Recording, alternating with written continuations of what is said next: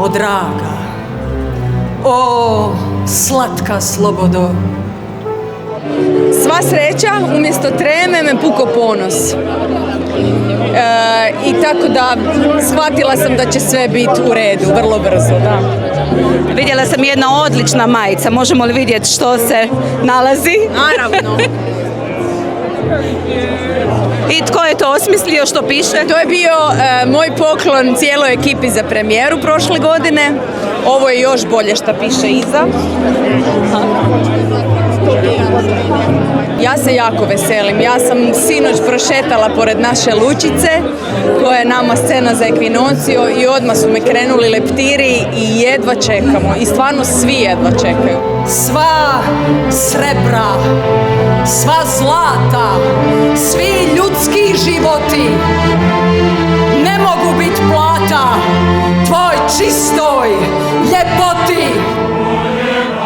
Otvoreno je izvrsno, samo nam je odmah 13. dakle za par dana je i prva premijera u kojoj igram ribarske, a sad smo obavili smo ovo, mislim da je bilo lijepo, ljudi su zadovoljni, zovu me puno ljudi, nije bilo predugačko, ja mislim ok, a šta vi mislite?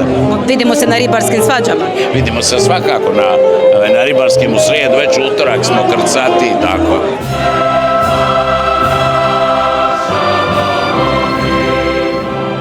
Ja se baš osjećam ispunjeno i mislim da smo stvarno napravili nešto jako lijepo, jako i moderno i tradicionalno. Napravili smo nekakav dobar spoj i donijeli smo neku toplinu, neki šarm. Tako da ja sam zadovoljna, apsolutno. Pa evo, ispred nas je zapravo još 46 vrlo intenzivnih dana, pa ja nekako sam svjesna da mi moramo cijeli maraton odraditi, a ne samo otvaranje, iako je otvaranje naravno vrlo bitno za grad. Presretna sam da je otvaranjem dirigirao maestro Ivan Repušić. Jako će mi ostati u sjećanju moment kada je cijela publika pjevala La muzika di note. To je zaista bio jedan dirljivi moment.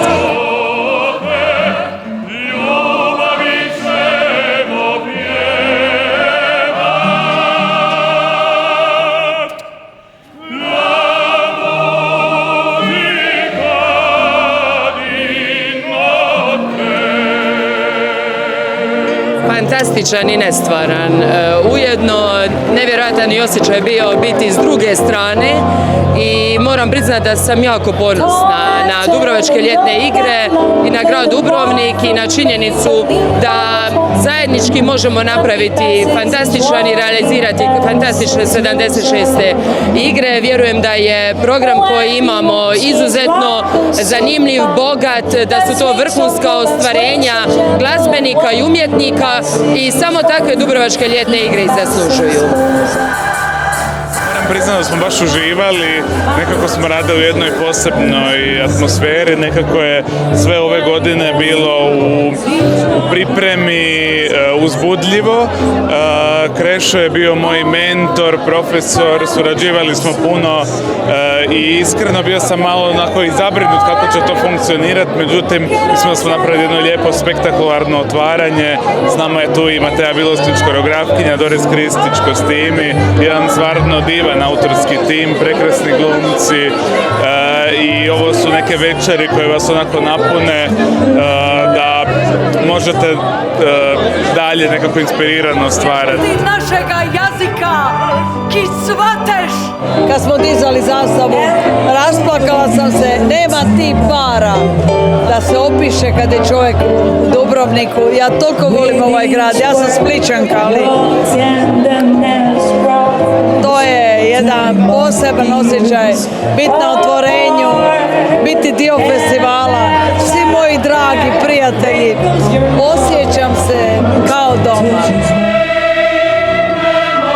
Stvarno je bilo jako uzbudljivo, dugo sam čekao igre i strašno sam sretan da sam bio.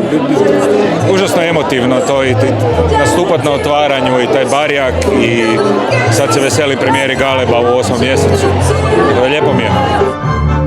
Nadam se da je bilo veselo, nama ga je bilo veselo pripremat, pa pa i koncept je bio neki da se malo razveselimo svi skupa i da se prisjetimo Luka Paljetka, da otpjevamo nekoliko dobrih arija, Mozart, Rossini, Strauss, Britten, dakle stvarno svega i svačega, pa tako. U 40 minuta disneyski glumci, maestro Repušić, moj stari suradnik, prijatelj, ja sam zadovoljan. Osjećaj je uvijek zbilja poseban, fantastičan, tako da nekako ja mislim da su ljudi zadovoljni, mislim da je bilo jedno lijepo, dostojanstveno otvaranje, dali smo jedan omaž i Luku Paljetku i Đelu Josiću i to je završilo nekako sa Linđom, našom tradicijom, tako da ja sam izuzetno zadovoljan i nekako srce mi je puno. Posebno se veselim novoj premijeri Ribarske svađe, a također se posebno veselim i reprizi Kafetarije od prošle godine. I što bi rekao gospodin Lukša? A gospodin Lukša bi rekao da njega to ništa ne gusta,